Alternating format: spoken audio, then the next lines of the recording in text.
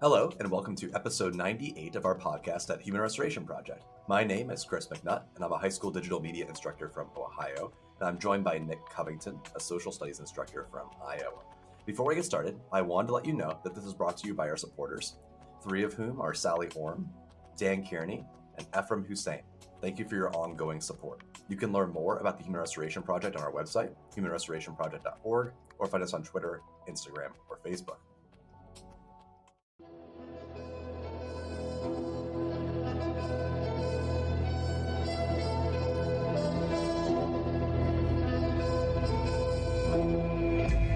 In this podcast, we've decided to experiment a bit with our programming. To be honest, right now, there's a ton of burnout in the education world, from the pandemic to ongoing struggles of teacher power and support, and the culture war once again resurfacing in the classroom. As educators by day and nonprofit workers by night, we totally get that struggle. Therefore, we're putting a slight pause on our typical interview format to try out something new. That frees us up from the workload of scheduling, researching, and working with guests, and it opens up the door for us to produce more casual content. If you like the guest stuff, don't worry, we'll come back to that in early December. But if you like the new stuff, please let us know. Before I dive into the format for this, Nick, any thoughts for what we're about to do? No, I'm excited for this because it's kind of a take on what we're already doing. We're always reading, we're always looking for new things. This just kind of gives us a new, clever, creative, fun way to be able to talk about that in a really informal way. So I'm hoping listeners, if you like this, let us know on the Twitter account. And we'll talk too about, I think we want to have the last segment of this, if this is ongoing, be more of a question and answer section too. Mm-hmm. So if you want to send us just anything that you want Chris and I to talk about, ed pedagogy, ed policy, or completely unrelated things, we'll kind of take those requests at the end as well. But I'm excited to do this, Chris. There it is. And we have this amazing soundboard. Oh my New God, content. It's pretty good. All right, so that was the transition sound. In this podcast, we're going to go through four things. First, we're just going to give an update on what we're doing in HRP, a brief update. Two, Nick and I have brought some articles that we're currently reading that we thought were interesting that we're going to talk about. Next, we're going to talk about what we're doing in our classroom, some interesting things. And then finally, a pop quiz to see who exits this podcast alive, or something like that. I don't know. I didn't know what to write there, but I wrote something. Let's first start by talking about an update. What's going on at HRP, Nick?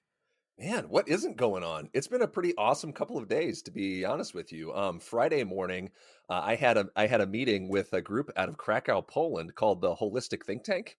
And yeah, we're kind of looking forward to seeing how our work can complement each other and yeah, kind of build a partnership going forward. There's not a whole lot of other information we have on that right now, other than that contact has kind of been made. I have some really serendipitous contacts to Poland. I studied there for a semester way back in 2008, and I've kept in touch with a professor at the Jagiellonian University there ever since. I mean, we've talked about life events and everything else for the last 10 years post-graduation.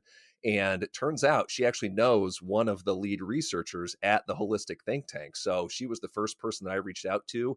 We got a meeting set up and we were able to talk on Friday. So just one of those crazy things that was over a decade in the making, but could be really exciting for us. Yeah, and as a reminder, if you know any grant opportunities, HRP is a nonprofit. We're always looking for folks that can help us out. That is one of our primary goals this year. And if you're wondering, like, hey, HRP, what are you doing after the Learning Loss Handbook? To be revealed very soon. We're putting together a bunch of folks, a bunch of different ideas together. It hasn't been board approved yet, so I don't want to share it, but there is a big, major announcement on the horizon. So look out for that. There is work being done. Somebody take the soundboard away. No one's gonna. These are all gonna get cut. Those are horrible. They're terrible. I can't find a good one. Like, they're all like 0-star here. You're reading a magazine. You come across a full-page nude photo of all right, that's let's not do that. That's from Blade Runner. I know. All right. Well, anyways, so that's just a little brief update. That's just a little brief update about what's going on at HRP. Yeah, more to be said. So let's move into section 2, Nick. article share outs. What's something you're reading? What interests you? Yeah. Okay. So this one, I don't want this to be like a downer, but it's like super serious. It'll be a definite tonal change, but it's actually Joel Westheimer's Pledging Allegiance, the Politics of Patriotism in Mm, America's Schools. And what's really nice about that is it's kind of an anthology. It just has over a dozen kind of small chapters, each one from a different author, but almost anybody, if you've been involved in education or you teach the social studies or anything like that, you'll recognize some of the names. I mean, the foreword is by Howard Zinn. It has excerpts from Studs Terkel in there. It has a chapter from James W. Lowen. It's got Deborah Meyer, Gloria Ladson Billings is in there, Diana Hess.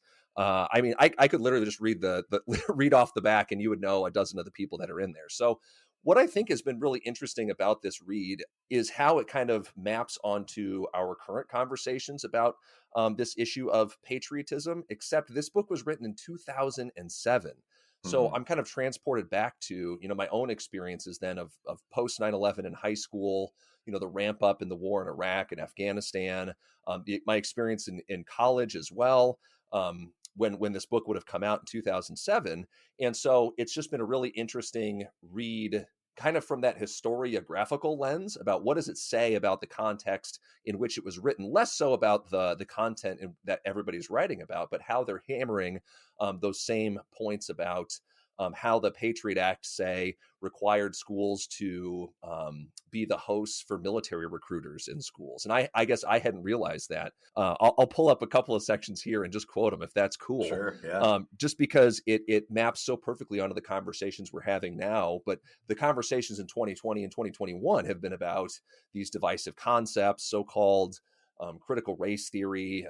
God, don't even get me started on that. But then every sort of culture war conflict that you were leading in with, that's Right. mapped onto this. But then I think, okay, what were those culture war conflicts 20 years ago?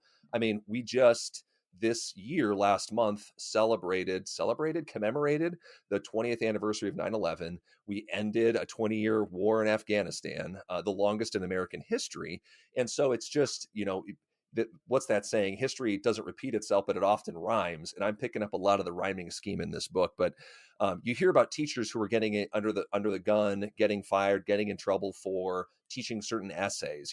That dude that taught Ta-Nehisi Coates Yeah. and was fired for maybe putting up some resistance to changing that in his curriculum. But hear this from Joel Westheimer. He says, in New Mexico, 5 teachers were recently suspended or disciplined for promoting discussion among students about the Iraq War and for expressing, among a range of views, anti-war sentiments. One teacher refused to remove art posters created by students that reflected their views on the war and was suspended without pay. Alan Cooper, a teacher from Albuquerque, was suspended for refusing to remove student-designed posters that his principal labeled not sufficiently pro-war.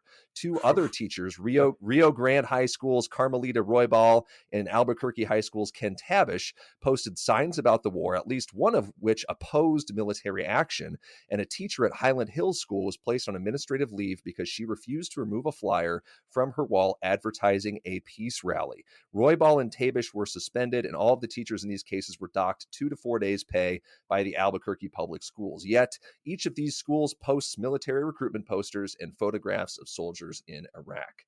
So again, Wow. like you hear that rhyming scheme about the debates that we're having. I mean, in Iowa today about the Pledge of Allegiance, now that it's required in schools by state law, about the so-called divisive topics bills, and around the country, what we just heard out of Southlake about the administrator who was encouraging them to teach both sides of the Holocaust. Yeah. And right, so you're thinking these were educators in New Mexico nearly 20 years ago who are experiencing those exact same things. So I don't know. What are you thinking about that? Uh, it's just fascinating because, it, especially in the education world, how often these exact same debates come up. Like we pick up a lot of books. I was reading Gloria Ladson Billings' work from like the 90s and 80s, Mm-hmm. and it's not the same thing, but she's talking about homework policy, about standardized testing, about democratic classrooms, and you could just take the exact same quotes and put them into an article today, and it would sound no different. Another really good example, the Neil Postman book, Charles Weingeimer, the Teaching as a Subversive Activity. What is Great that, book. like 1960s? 50 years ago. Yeah, it's the same exact stuff that comes up every single day. And the culture war is probably not going away anytime soon. It's just so interesting to see how it has been mapped onto these different things, right? You think about like the context of the Bush administration in the country as it was in that post 9/11 period, and then flash forward to, I think now is just a completely, again, not completely different, but the context is just so much more chaotic because at least with the Bush administration, there was sort of that unified theme, right? And that unification of at least one part of the country around that idea of war and patriotism and what that looked like. Now today, it's completely subverted by conspiracy theorists. And Right. there's another bit of this too. Deborah Meyer's piece in here obviously is pretty great. I found myself underlining hers kind of more often than not, just because of the implications, I think, for talking about it in the classroom. And she has a bit on here that reads, "In the name of the war on terror or the war in Iraq, we have experienced the narrowing of our national understanding of patriotism. Is this version of education easier to sell at a time when school practices that draw from military models seem particularly relevant and easier to understand?" And she says, "Probably. The glamour of soldiery is creeping back into our culture, especially for young men, increasingly for young women, and above all for those at the bottom of the socioeconomic ladder, and it's bound to impact schooling." And she goes on to say a little bit later in that section, "Because even as democracy is not inborn or natural, it is not unnatural either. It must be learned. So too, the forms of patriotism that are compatible with it must be learned as well." And like those are just things that have resonated with me as I've been reading through the book in the last week, and seeing as I have, the return kind of this casual militarism into the culture. You see what Black Rifle Coffee kind of things. You see a lot of like the Punisher logos on the back of trucks, and some of that stuff is just like creeping into the mainstream culture and is really taken for granted then what it means to be a patriot or to practice patriotism. And I think too about my own experiences last year when the biggest part of the culture war issue started for me is when I was asking my kids this question of what does it mean to be an American? And we were exploring that through a variety of lenses that included white nationalism. And that was back in March of this year and launched, 6 months of strife and everything else too. So I don't know, it's just swirling around in my head about, again, the kinds of things that look similar, that really have never went away, thinking about the ways in which they have changed and how we can better, do a better job in classrooms of having those conversations with kids and where they're happening. The militarism piece is especially interesting for the students we have in our classrooms today, because although America has essentially always been involved in foreign countries, pretty much since imperialism, these particular students have never been alive in a period that hasn't been the war on terror. So that book is written kind of as a counter narrative to that war on terror, but now it's a presumption. The students that have grown up just know that as their reality. So they are probably connotating that militarism. And there has to be how it is. This was written in 2007. Here we are 13 years later, and this thing is wrapping up. Here's Deborah Meyer reflecting on, the consequences or the potential consequences then. But here we are now, and we have to think, right? What are the consequences of 20 years of war on, our mindset as far as education and what it means to be educated and preparedness and the cost of higher education and what it means for kids who do go on to get involved in the military, perhaps to pay for college, perhaps for other things too. And I just don't think that's not a conversation that we have anymore, right? It was really salient 15 years ago, probably when this book was written, but now it's just, again, like so many things, it's just become part of the air that we breathe in schools, just becomes part of our habits and routines to have military recruiters in our buildings and to kind of take war for granted. And there has to be consequences. Yeah. One more thing on that, it's been a conversation and we've been having it for so long, but with the increasing costs of college, how readily we accept the narrative and preach the narrative that oh, military is an option where you don't have to pay for school. Right. That's the incentive to go fighting in the military. I mean, what you're saying is that because our education system has failed us, you should go risk your life potentially. You might die and fight in an occupation of a foreign country in order to go around that barrier.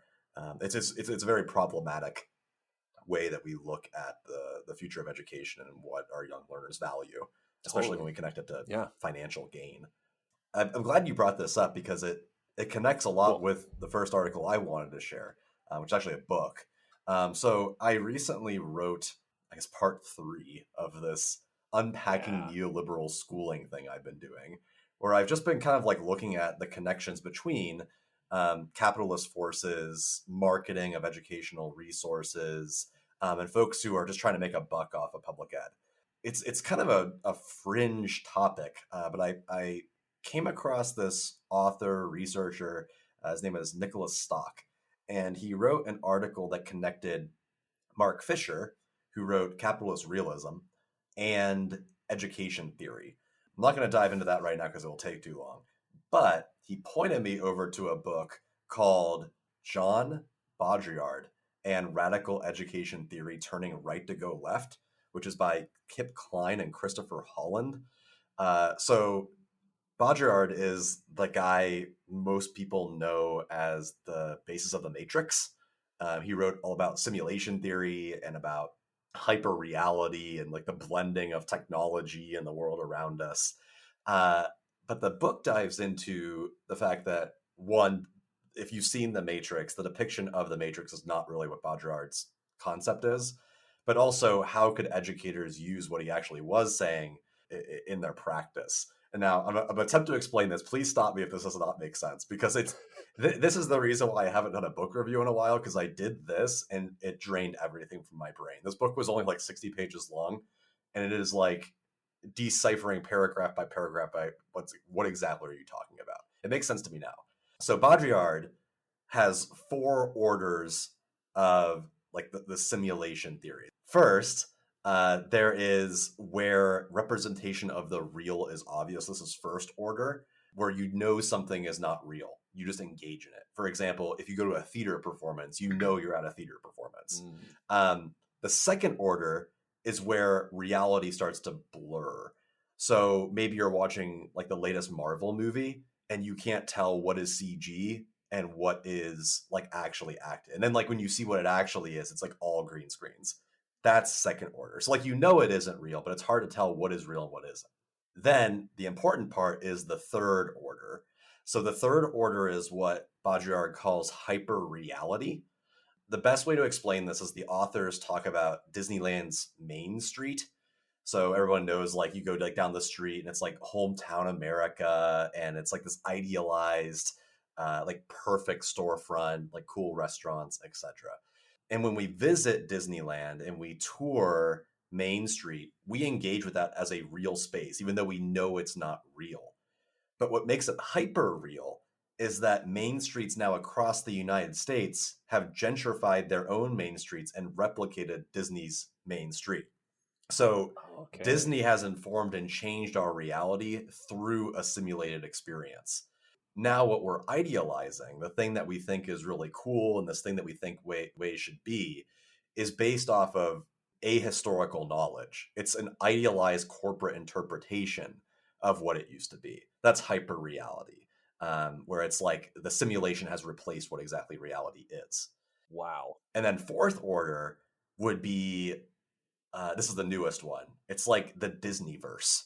So it's where you start taking all of these different things that inform how we live our entire lives. I think about like Disney princesses. So it's no longer that Disney creates the space that we visit and bring back with us, but that everything around us actually is our reality. It's described as life imitating art. So in the same way that like maybe politicians talk about the market. Well, what is the market? But yet it has so much power over our daily conversations. So this fourth order is where we're so surrounded by these ideas and it's so taking control of us that that's just the way it is. We're not imitating a specific simulation we visited. we are itself the simulation. Like everything has informed each other. Does that make sense? I think it does. And honestly, I don't know if that was intentional to like make a connection to that patriotism book or whatever, but like I'm thinking about that third order, especially when you were talking about the hyper reality Right. and the ways that we change reality to maybe be more like the fiction, or I guess, or the simulation. How much is our current culture wars sort of the reflection of that seemingly desire to have our reality match with what internet conspiracy theorists, right, are living. I don't know if that's necessarily the intention, but right, it really comes down to a different interpretation of reality, not just necessarily terms like what it means to be a patriot, but right in these COVID days, whether or not you believe that the virus is real, that it's worth taking mitigation to protect yourself from it, or whether you think the president's legitimate. I mean, I don't know. I don't know how deep that rabbit hole goes, but it seems like there's an increasing, that hyper reality is increasingly in conflict with the reality. And perhaps that's like at the center of where our political, cultural, whatever divisions are. Is that fair to say? Like, I think so. Some people have persisted in the hyper real, and other people are looking at reality in its own terms. So what's interesting is that I think, but I'm pretty confident that Baudrillard would say that everyone already lives in hyperreality. So it's not that there is a group of folks who live in the hyperreal and a group of folks who don't. It's almost like that group that you're talking about, these folks who no longer believe in science, that no longer like go along with these things, they actually have moved into fourth order. Like it no longer matters what's real and what's not real. Hyperreal is more like, I recognize this thing is happening, but I'm okay with it. Okay. I wanted to bring about this article, and it connects to your patriotism stuff. Baudrillard's like final thing that he was talking about was this concept called fatal strategies. So this is before this was like a mainstream conversation. He spoke about this idea called post-truth.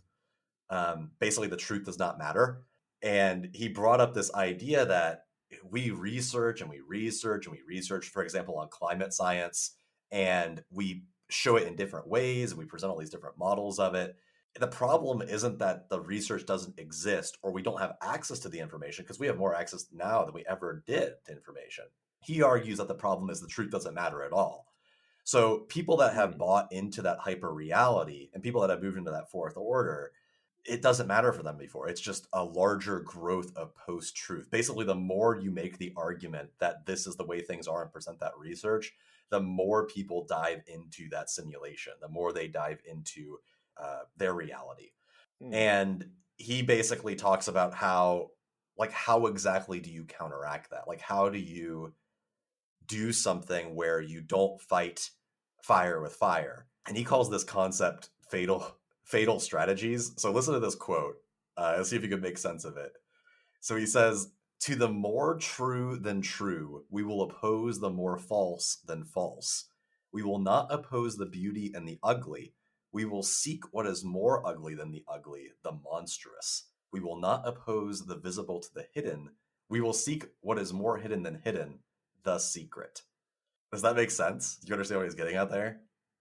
If you repeat that to yourself in the mirror, do you get pulled out of the Matrix? Is that how you'll wake up with Morpheus on the Nebuchadnezzar? Yeah. Is that what happens? So here's a better way to explain it. So even though the argument by the authors that the Matrix is a terrible representation, I do think that there's a part of the Matrix that makes sense. So this will only make sense to Matrix fans, so bear with me. But there's a scene in the second Matrix about the architect, right? You know the architect, the dude. So it's iconic scene. He's sitting in the chair. There's all these images of Neo, the main character, behind him. And the premise is that Neo is supposed to be the savior of the Matrix, this computer program that's been designed to keep humans subjugated. And the architect tells Neo basically, well, you're actually part of the code. Like, you are intentionally programmed to act as the savior narrative to keep humans under control. It's a control for the control.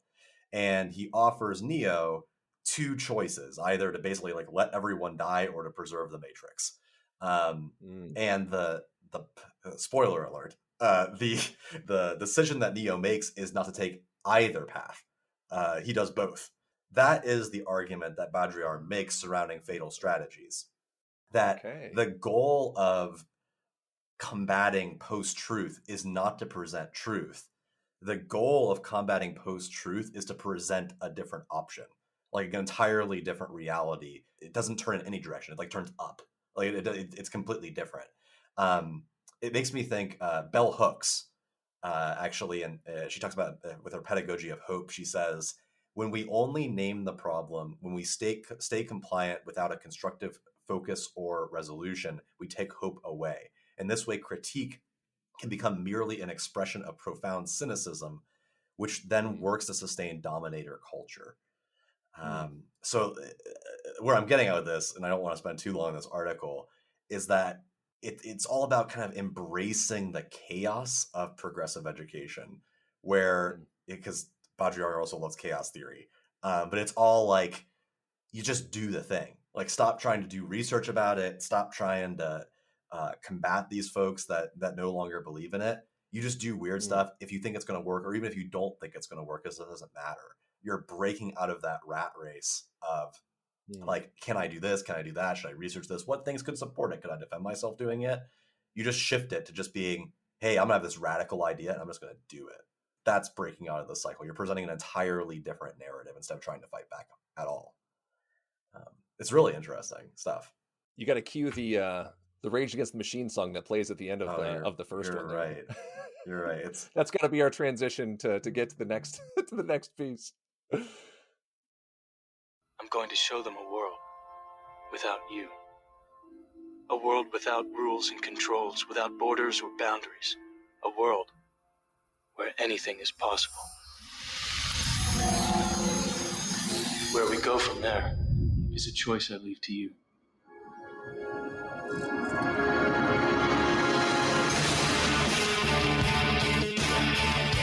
That's such a good movie.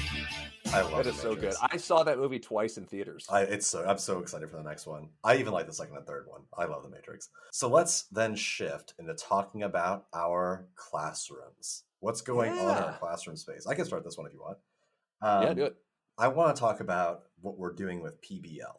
So we're fortunate in the last couple of years, we've shifted to be a cohorted space. So I have a PBL period during the day, which does not necessarily have to connect to any standards whatsoever. The goal is that we make the project first and then connect it to everyone's standards, whoever can get involved with it. So we still do PBL in the class, but that's besides the point. Then during the PBL period, one of the options the students had that I am in charge of is creating a video game. Years back, 5 or 6 years ago, I did the same project, but it was a little bit more tailored. We did like this thing with veterans and actually talking about the same exact things we were just talking about earlier, like patriotism and what it means to be a veteran, that kind of thing. This time through, we're focused more on game theory and what does it mean to create a good game. So it's less topic-based and more psychology-based. And we've been using Will Wright's masterclass. But Will Wright, the creator of The Sims, has this amazing masterclass on the masterclass website where he talks about game theory. Kids are watching that. They're making their own art assets. Cool. They're making their own sound design. We're using RPG Maker, which is a good introduction to. And the English teacher's helping out with the writing elements. I'm obviously doing the designing things. I don't know. It's cool. The kids are super excited about it. We've had a long break because of parent-teacher conferences. And I got these Discord messages from kids asking me about like, hey, what's my username and password into the account so I can work on this at home. Nice. They are very excited to work on. It's always cool when you can break kids up into small groups where they can just do something that's completely around their interests. Because I have about 25 kids in there, and they are all obsessed with video games. That is so awesome, dude. And we've always talked too about writing that article about, you know, how does good video game design mimic good like instructional design. Yep. Because if you think about the best, they don't even have to be open world games, but like we've always talked about Breath of the Wild or maybe Mario Odyssey, you know, the games that just understand game design really well. That kind of structure and the way that it trains the player in kind of the skills and the attributes and kind of the way that world works without running through a tutorial, right? It teaches you how to play the game through playing the game. That not only sets up like an incentive structure for the player to then want to be able to use those skills in new and challenging ways and really like push the limits of that world, but then discover what else that world has to offer. And it was kind of video games that had me thinking a lot about questioning my classroom practices back when I was kind of making the transition from, I was a good educator when I first started too, I believe. Right. It's just, I hadn't quite made the pedagogical leap maybe to some of the progressive side. But it was because I would see the way that students would be involved in games, whether it's like athletics or video games or anything else like that. And then just see, well, why are they intrinsically motivated to want to do something that looks asinine, right? That looks ridiculous from the outside, that gets no conceivable reward, because the line is always kids only do stuff if they get a grade, or, they won't do it if there's not any points attached. Then you'd see him put hours into things that have no real connection to the outside world. Right. But you just want to know, like, what's the next thing? How can I do this thing faster? How can I just get a little bit more points, depending on whatever the game is? How can I beat that next level?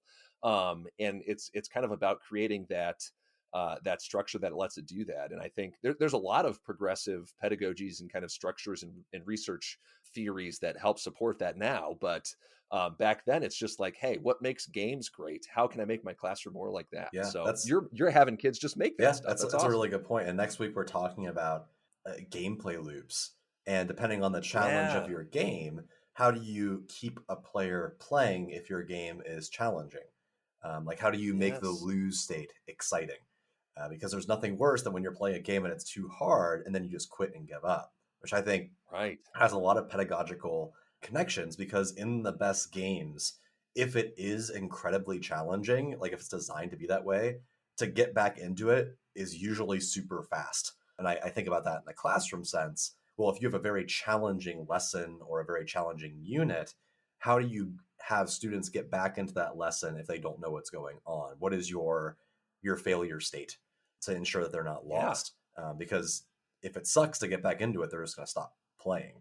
Yeah. And if you make the consequences too high, then you're not going to want to continue, because you would have lost whatever progress that you had just made. Think of the mechanics from old school games. Some that really get criticized, like Resident Evil, the first Resident Evil games. You'd have to collect those ink ribbons.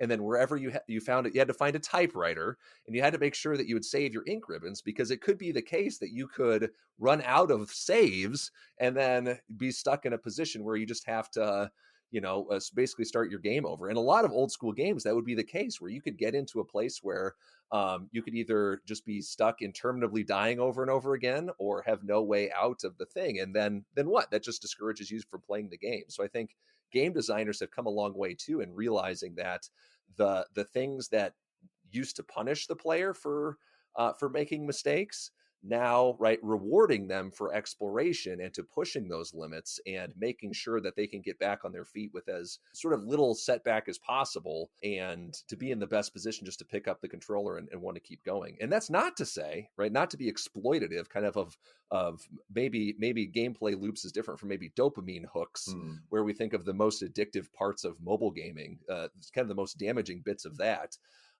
That's not what we're talking about here. We're talking about things that can get you back into the learning faster. So how can we make our classroom structures look more like the best kind of video game design, right? How can we give kids the ability to be in the driver's seat of the decision-making process, and kind of set what we might call kind of low floor, high ceiling play experiences within our classroom walls, right? How do kids know that when they can save their progress, or what happens if they fail?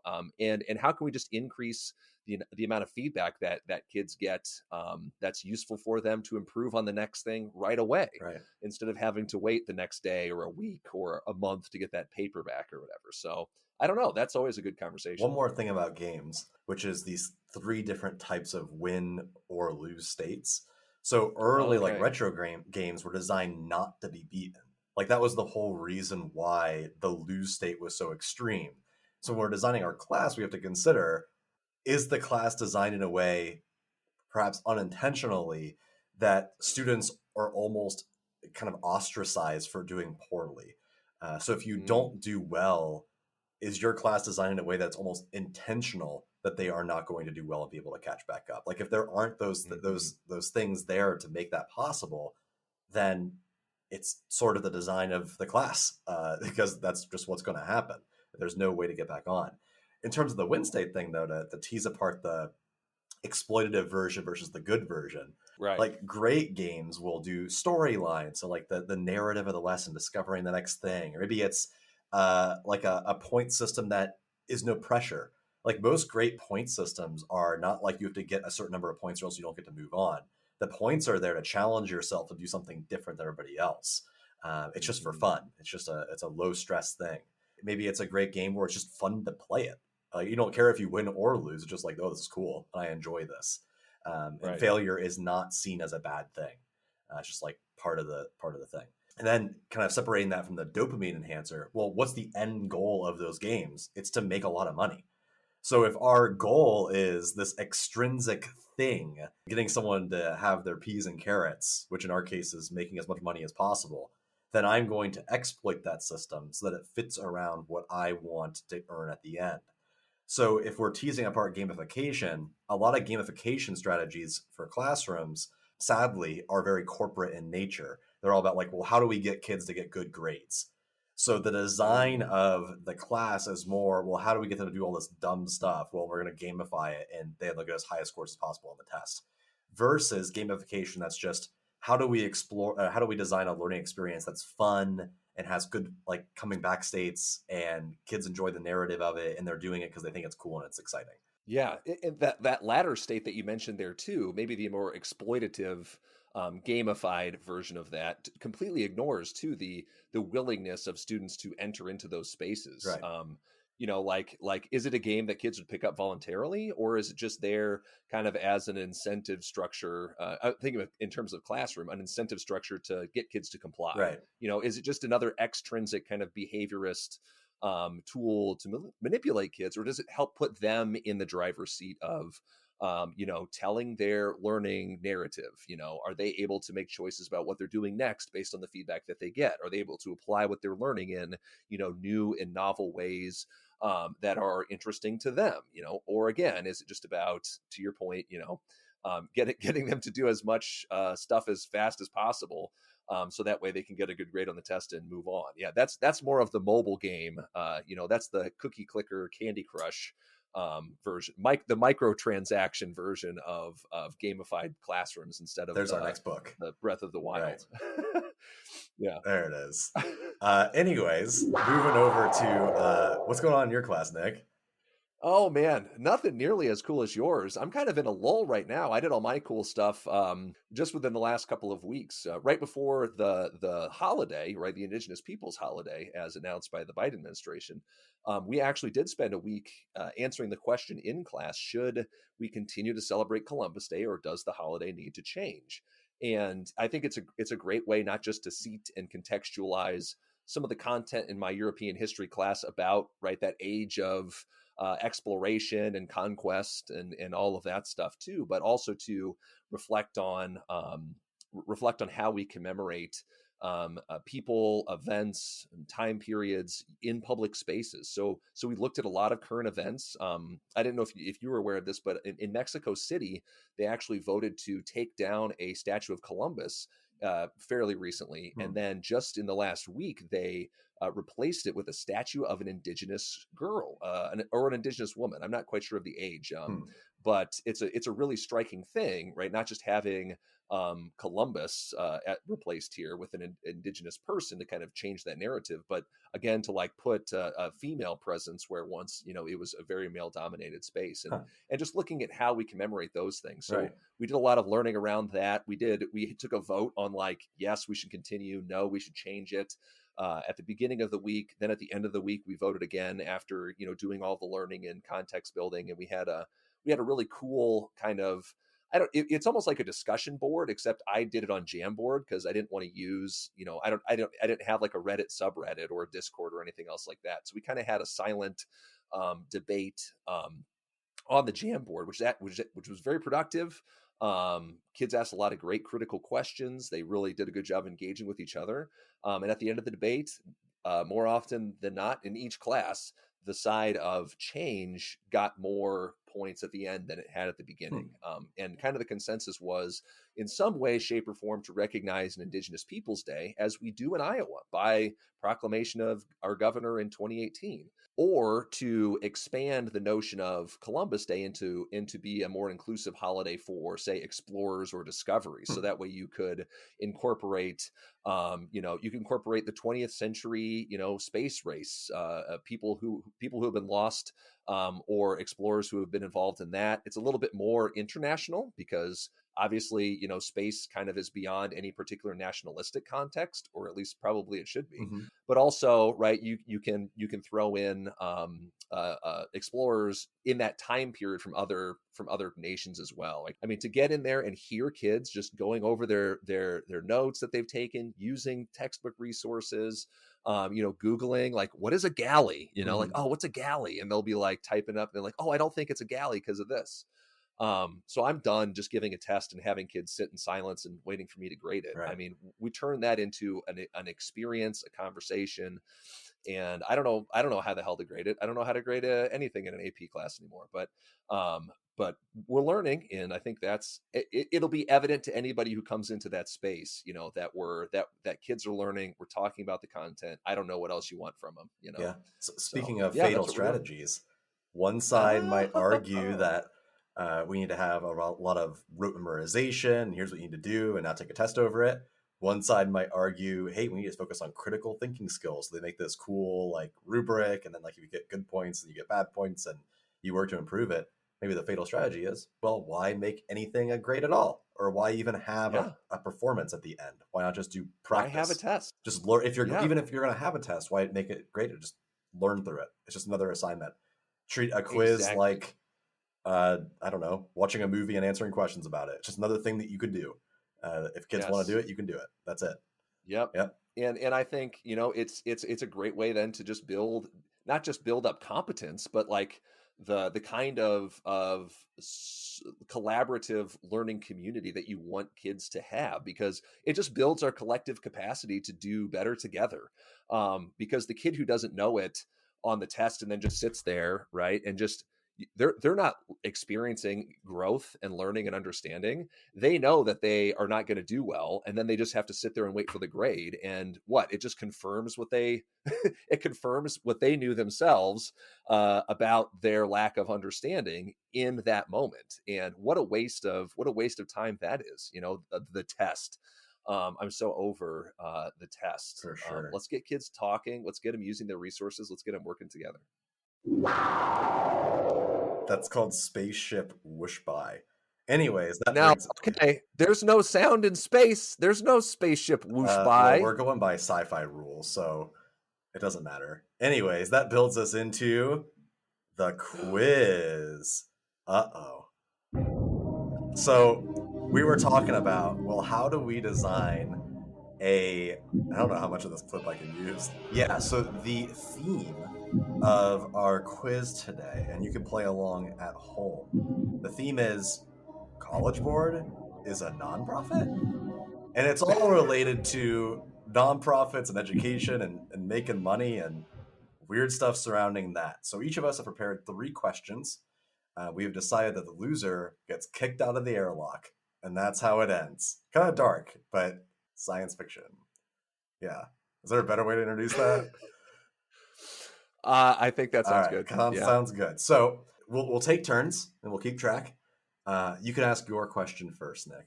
So as I recently had a conversation with Michael Crawford and Jane Shore, and I warned them that I'm addicted to context, and this is no different. So while I believe, and I don't know the content of Chris's questions, while I believe he's going to talk about the College Board as their nonprofit organization, I could be wrong. I chose to go a different route, and I selected, I built my series of questions about a nonprofit educational organization you may have heard of called Teach for America. So if you don't know who they are, right, they were founded in 1990 by Wendy Kopp. She developed the idea in her senior thesis at Princeton in 1989. I had no idea Teach for America was that old, honestly. I had never heard about it until the early 2010s. So Its original mission was to, and I'm quoting from their website here, generate a longer-term leadership pipeline that advances the education movement, providing a source of talent for policy, advocacy, and politics, as well as quality schools and new entrepreneurial ventures. And TFA claims on their website as well that they have over 58,000 alumni in over 50 regions around the country, more than 14,000 alumni teachers, over 1,000 school leaders, 600 school system leaders, 1,100 policy and advocacy leaders, more than 280 elected leaders, and 238 social entrepreneurs. And my first encounter with them, honestly, was during the Obama era. Because I graduated into the Great Recession, and where I was living in Lincoln, Nebraska at the time actually had a hiring freeze during that time. So they were not even hiring any new teachers, even though I was certified and newly out of college. So I actually got in touch with Teach for America and had a couple of phone interviews and conversations. And the conversation was about me working in the Kansas City area, since that was kind of the closest to me then. And the only reason that went through is because my wife, or then my girlfriend, but it was now my wife. That's a happy ending. But she was gainfully employed and did not feel like giving up her job and moving to Kansas City. So I instead found other unemployment, or I did find unemployment, but I found employment as well. So yeah, we'll talk about the criticisms and things here, Chris, but these are set up as fact or fiction questions. So you need to figure out if the statement that I'm going to read to you is fact or fiction. Okay, you ready for question one? Yes. All right. When public school districts hire teachers from Teach for America, they pay a greater upfront cost than if they hire traditional entry-level that's teachers. Definitely false. I know that's a false. Okay. That's fiction. That is a fact. That's fact. That is actually a fact. Wait, they pay more? Yes. I did not know that. I thought for sure they got paid less. Because do you have to be certified? You do not have to be certified. Okay. The goal is that by the time that you finish your 2-year contract, then you will be certified. That is interesting. So I actually got this, a little bit of this from a 2015 article from the American Prospect called "The True Cost of Teach for America's Impact on Urban Schools." This is it. So they said, when public school districts hire teachers from Teach for America, they pay a greater upfront cost than if they hire traditional entry-level teachers. This is because TFA charges finder's fees for every core member they supply. This is a trick question. Wait. But does the teacher make more money? Like their salary? The teacher doesn't. Okay. The district. I thought that's what we were asking. So, the district bears a higher upfront cost. All right. I think that's a trick question. No. So hear me out here. In addition to the salary and benefits the school districts pay the teacher, districts also must pay the net TFA typically between $2,000 and $5,000 per core member per year. So those finder's fees are there. So for example, if one city has 200 core members and the finder's fee is $4,200 for each teacher, then that costs a district an additional $1.7 million in fees to Teach for America. Yeah. And what's really interesting is I was reading another article about this, and they were talking about a TFA alum who actually, was loved the program, stayed in education, went to become a charter school leader later on. But then when he became an admin for the charter school network in Los Angeles that he was working for, and we'll talk about those charters. Right. But he realized he wasn't interested in hiring Teach for America core members because they didn't have the context. They didn't know, the area. They were less experienced. And he said, I'll take that money and put that towards hiring teachers from the community that have more experience, or then take the resources and put that into professional development for training current staff. Oh, what an idea, huh? So, so wait, nice. Really quick. I think that it's interesting to note based about that is that I think it's worth mentioning the difference between an individual versus a systemic problem.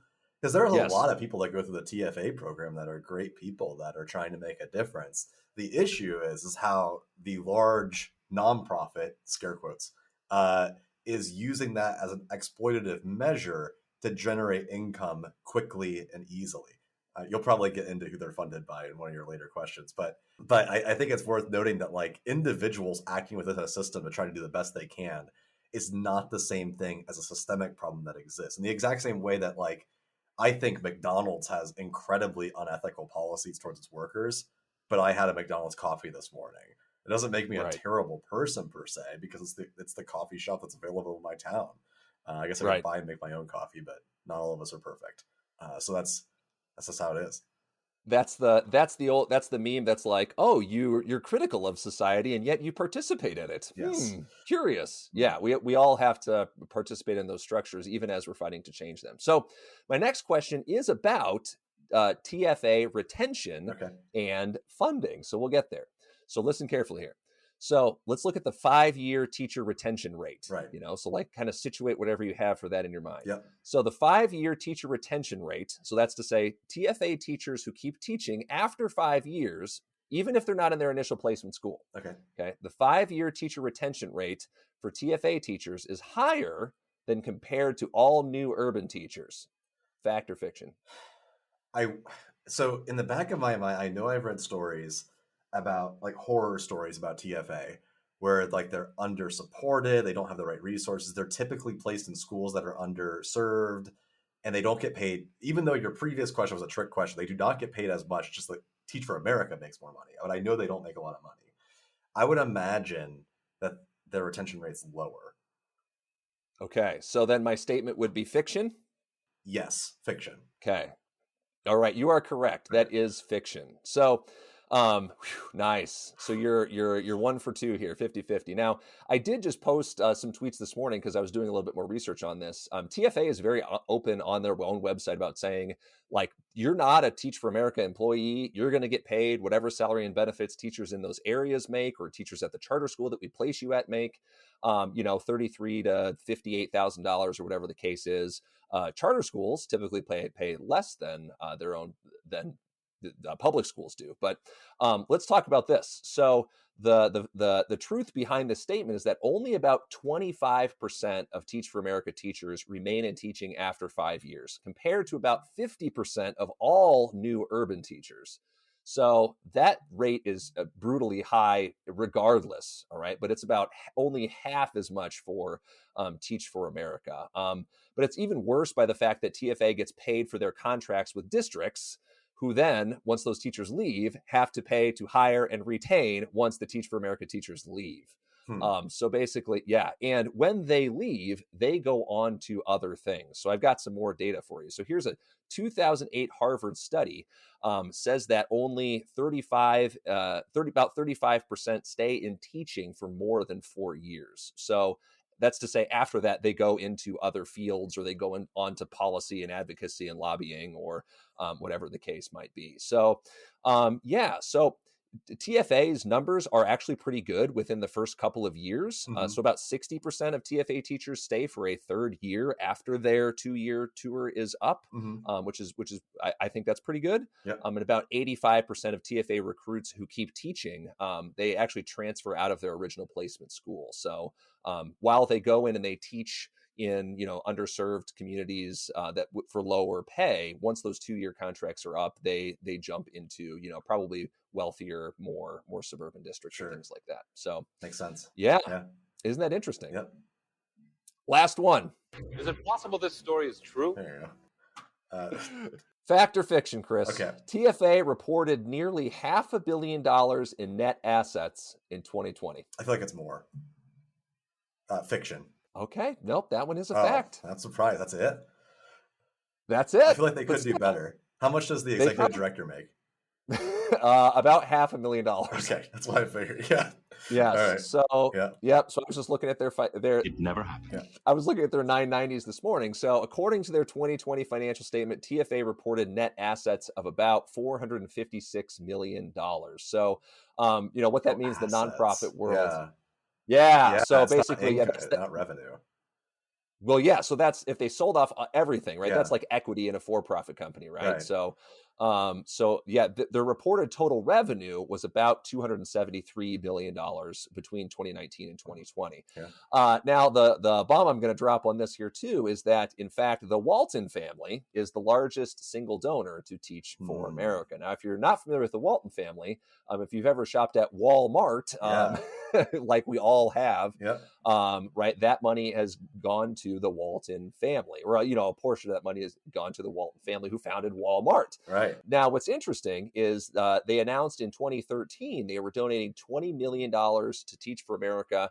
What they didn't release with that grant proposal there was that they were actually going to end up paying $4,000 for teachers placed in traditional public schools, but $6,000 for every teacher placed in a charter school, directed at 9 cities where charter schools were sprouting up, including New Orleans, Memphis, Tennessee, and Los Angeles. So, famously, the Walmart employees are among the highest, the largest recipients of, food benefits, SNAP benefits, Medicaid benefits, because they are famously underpaid by the company that employs them.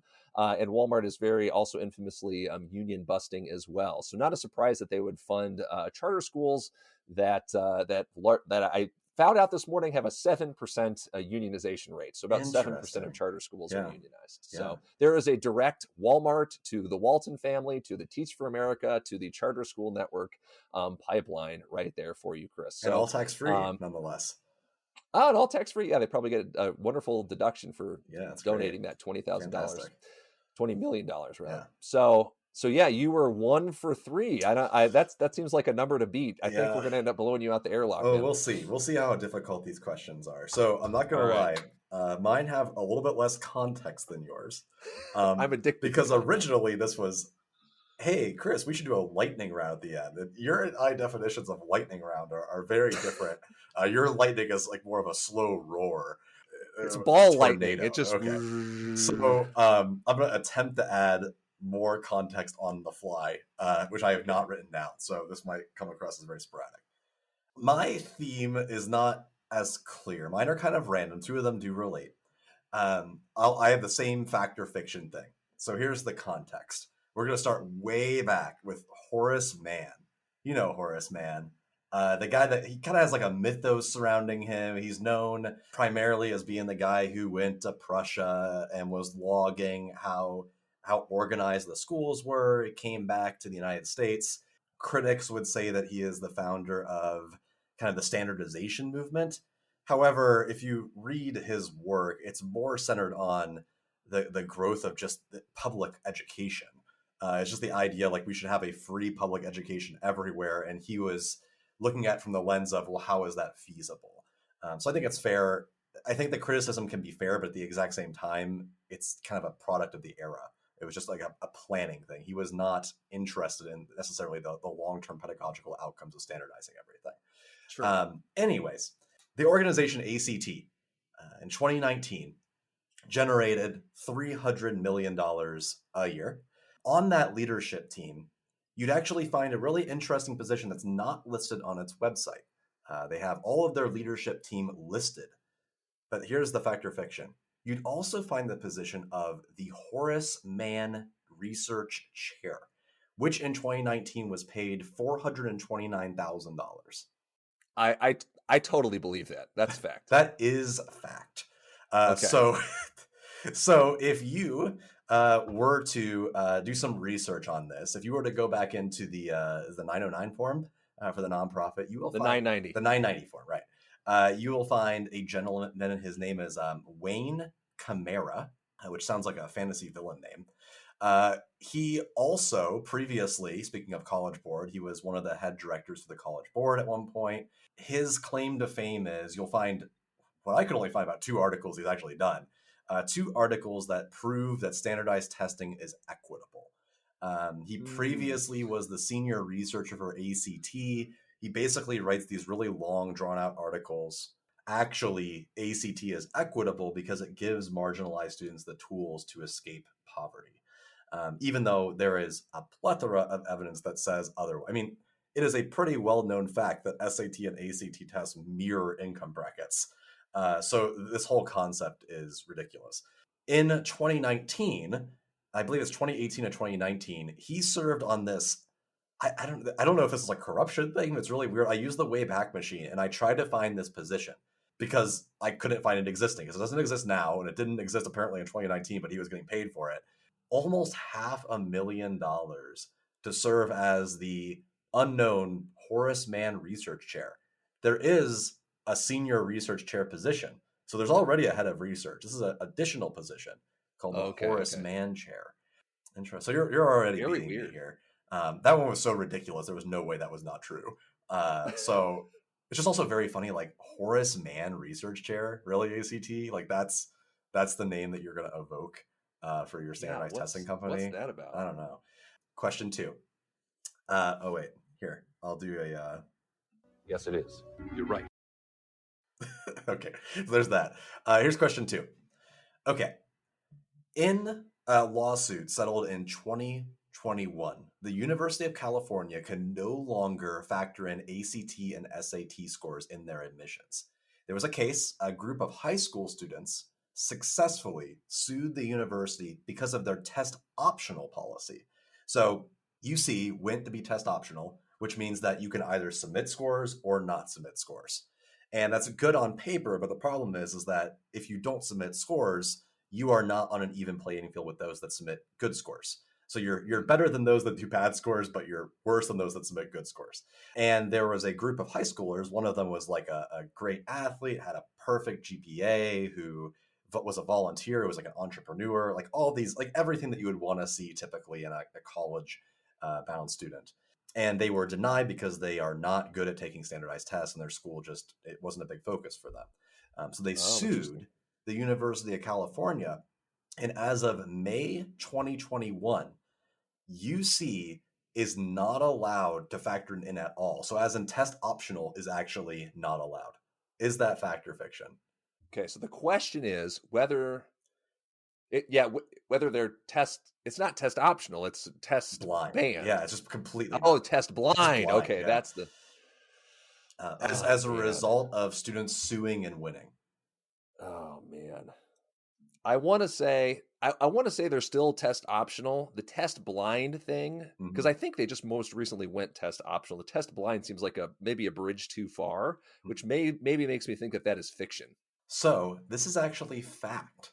What? A group of students really did band together, hire a lawyer. So here is a direct quote from one of the attorneys for the students. The regent's stubborn insistence over generations upon usage of the ACT and SAT, despite indisputable evidence these exams only measured family wealth, cost hundreds of thousands of talented students of color a fair opportunity to, what is that, matriculate? Matriculate, graduate. Oh, I never used that word. Matriculate in their state's system of higher education. Here's the catch, though, because there's always a catch. There's always a way to get around it. So as of 2022, 2023, it is test blind, but only for California students. So if you apply from a different state, it does matter still. And by 2025, UC is developing their own standardized tests that students will take in lieu of the ACT and SAT scores.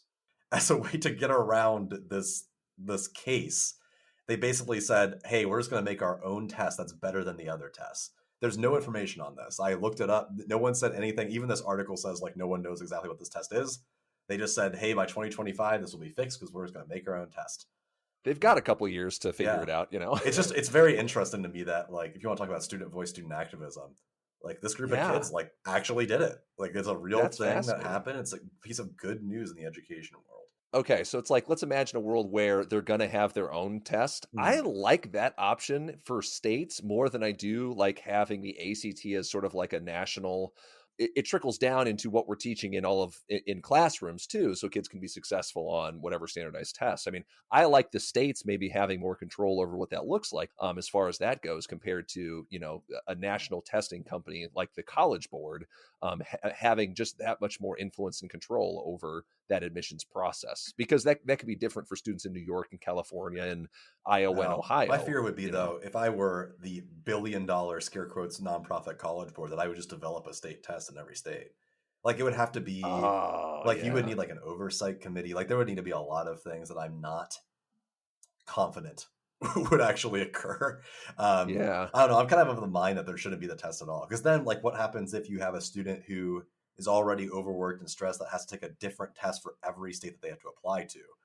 Oh, Because, okay. like, to me, that's like we have a lot of kids that go out of state. Does that mean that they have to have like Kentucky specific knowledge to go to school in Let's hope Kentucky? not. Like, it's just like really weird. Like Yeah, to that's me, a like terrible. Okay, scratch my idea. That's a to terrible idea. me, it should be shifting to a system that doesn't value test data at all. Like if you can Yeah, prove, like through a portfolio perhaps, that you have done all these awesome things and someone has taught to review that, think like mastery transcript, um, right. that to me just works a lot better. Because if these students can successfully band together and use an attorney and do all this work, they are Right. more than ready to be college bound. I mean, It's fascinating that question. I had heard about this lawsuit, but I hadn't followed up with with how it ended. yeah. So I was like, "Oh, I remember this, but I didn't catch the tail end." So But I mean, man, the yeah. senior, so the person that was kind of like in charge of this, I guess, like the high school senior that's in question had a 3.56 GPA, 3 associate's degrees from Los Angeles What? Southwest College, plethora of leadership positions and community service activities. But he always bombed SAT practice tests because he had no money for breakfast. He was distracted by hunger. Oh, His mother only earned $23,000 a year. They couldn't afford test prep courses or tutoring or anything. So this, in spite of all of these amazing achievements, because the SAT wasn't a thing that could happen, they just automatically fail. And what's so fast, if you want to juxtapose that back to question number one, you have this Horace Mann research head publishing articles for making $430,000 a year saying that, oh no, it's not discriminatory at all. It's actually a way to escape poverty. But really what it right. does is it acts as a barrier for those that don't have access to this, because you can do awesome things in school or awesome things in general in your life, even outside of school, that could prepare Yeah. you for college. This article is really good. It even talks about like going back to like Carl Brigham, like the old school guy, Yes. like where he talks about quote unquote the prowess of the Nordic race group. Oh God, Yeah, he like was a the eugenist eugenicist. stuff. Yeah, yeah. Standardized testing is a farce.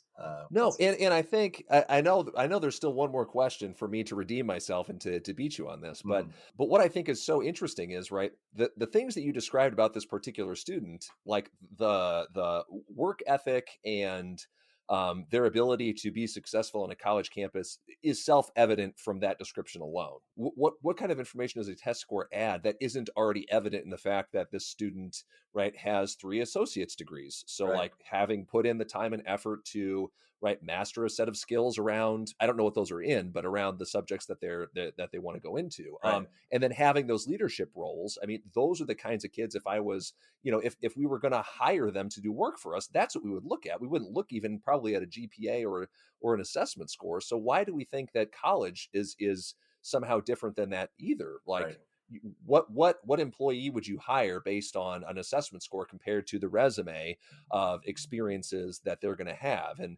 when I talk to my kids about that question, that's what I ask them. I say, if you had to give a resume, or if you had to talk about your experiences at Ankeny High School and you couldn't use an assessment score or a GPA, how would you do that? What would you be able to emphasize? What would you be able to say that you've accomplished in your time here? And a lot of them say, I couldn't do that, Mr. Covington. And I say, that is a problem. So yeah, yeah, it's about kind of shifting that language, isn't it? exactly. All right, that builds us into our final question. We're either Redemption. neither of us are going to release, and we spare this till next time, or I'm about to die. We'll find out. So, final question here. All right, so fact or fiction? All of the following are true facts about the KIPP, otherwise known as Knowledge is Power Program, Public Yes. Charter School Network, which I say in giant air quotes, a nonprofit organization. All right, so you, before I even dive into this question, you and I probably, everyone listening is probably familiar that KIPP has had some serious corruption scandals. And it's not that public schools have not. There are certainly a lot of examples of public schools also having corruption scandals. KIPP seems to be very prone to it, and perhaps that deals maybe with some of their funding sources and ethics surrounding education in general. Okay, so the fact or fiction is all of these are true. All right, Okay. so there's 5 things. 1, in one tax filing year, they spent over $1 million at Walt Disney World Swan and Resort. 2, they've redacted its amount it raises via U.S. government officials, of which one of their biggest investors was found out to be from the Robertson Foundation. That's led by a gentleman named Julian Robertson, who made his initial fortune by shorting subprime securities and credit default swaps. Oh my God. 3, they give more than $1 million a year to a stats company that analyzes the work that they do and how successful they are, named Mathematica. 4, the stats generated by that aforementioned company, Mathematica, are heavily redacted and not shared publicly. And finally, Mathematica was founded by Princeton University professors in 1969 and has engaged in a variety of different topics, but they're most well known for being the leading developer of the state lottery system. Oh, Yeah. Great. Okay, so when you got to the Mathematica thing, I started to chuckle because I was like, that sounds too silly to be like the real one, right? Like in the realm of foolishly named education things, I was like, that's got to be the Chris McNutt one. But the Disney one, I'm also suspicious of. But I also have the feeling that perhaps the absurdity of all of these is the point. And so I want to say, get it queued up here. Okay. I want to say that all of those are true facts. Final answer. It's fact. You bet it is. It is. All right. Fact. All of those things are actually true. This one, I actually started laughing when I got to the Mathematica thing because that sounds so absurd. So, Mathematica, Progress Together, which is their subheader. Mathematica built on its initial study of KIPP middle schools with a 5-year project designed to address the question of whether KIPP can maintain its effectiveness as the network grows. And they have like these evidence and insights from the project, and like you could scroll through them.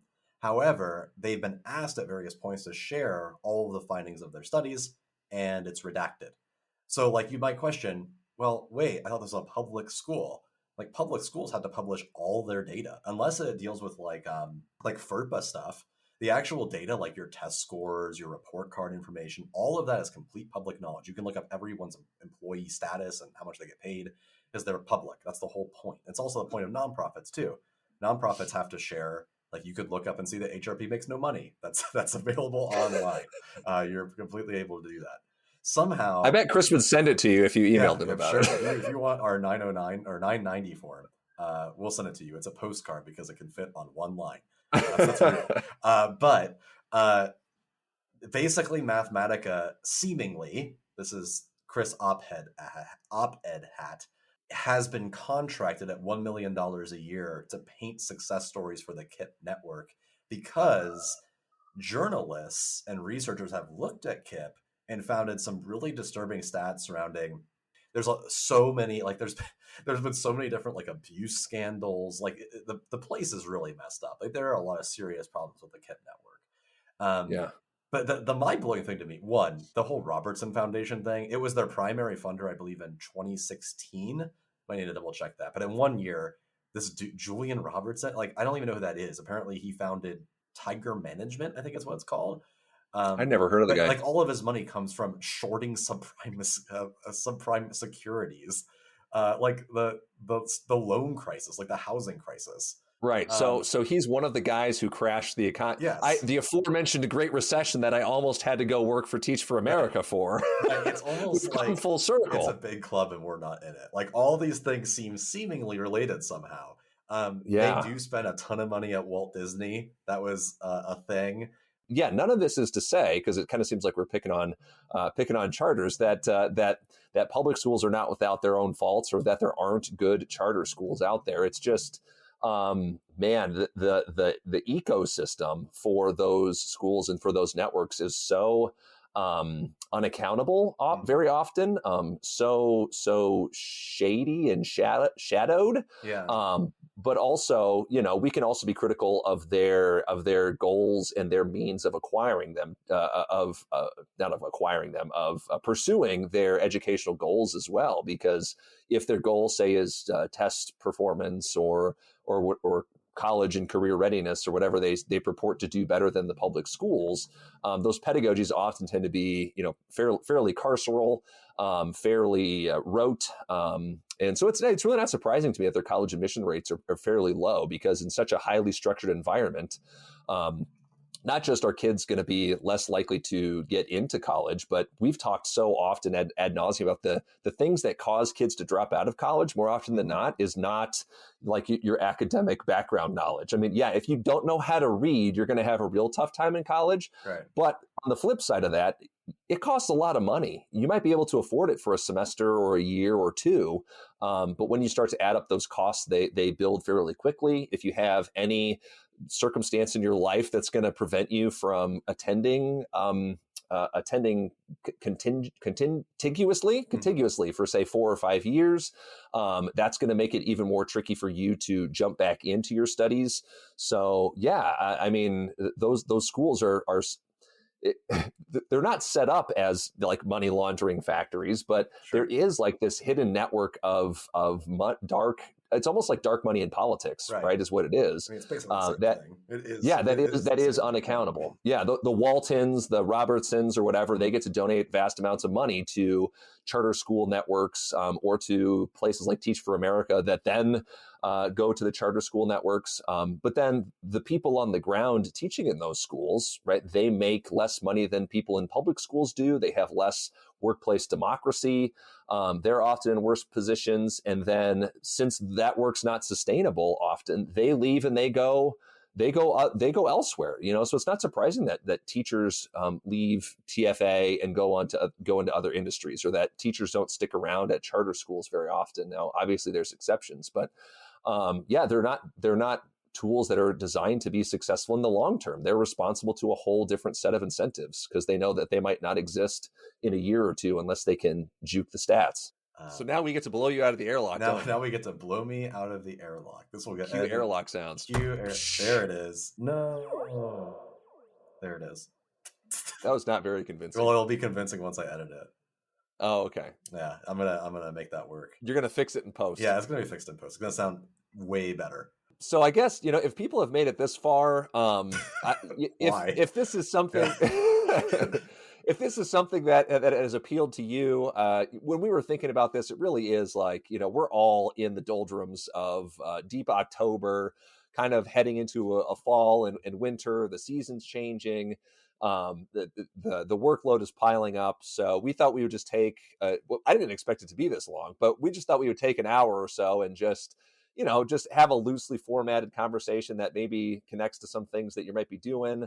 Or get you interested in doing some learning on your own, start you down some interesting paths in the work that you're doing. So it's just an extension of, like I said, the stuff that we already do on a weekly basis anyway. We're reading, we're talking, we're sharing articles and reading books too. So this is a little bit of a community connection into that, a relaxed fit HRP.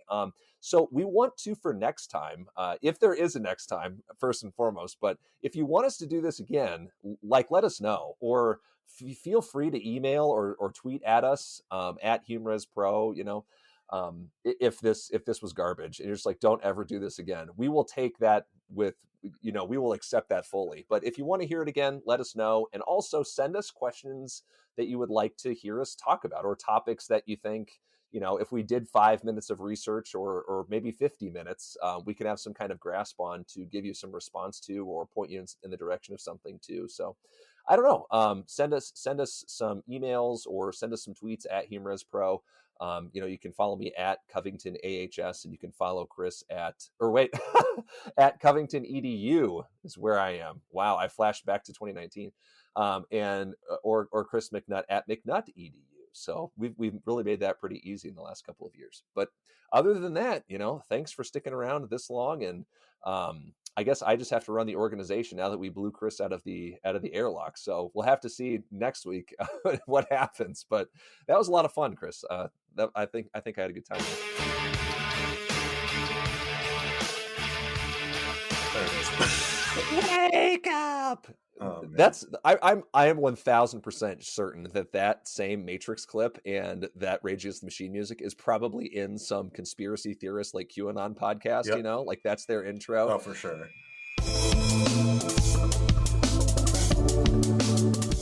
Thank you again for listening to Human Restoration Project's podcast. I hope this conversation leaves you inspired and ready to push the progressive envelope of education. You can learn more about progressive education, support our cause, and stay tuned to this podcast and other updates on our website at humanrestorationproject.org.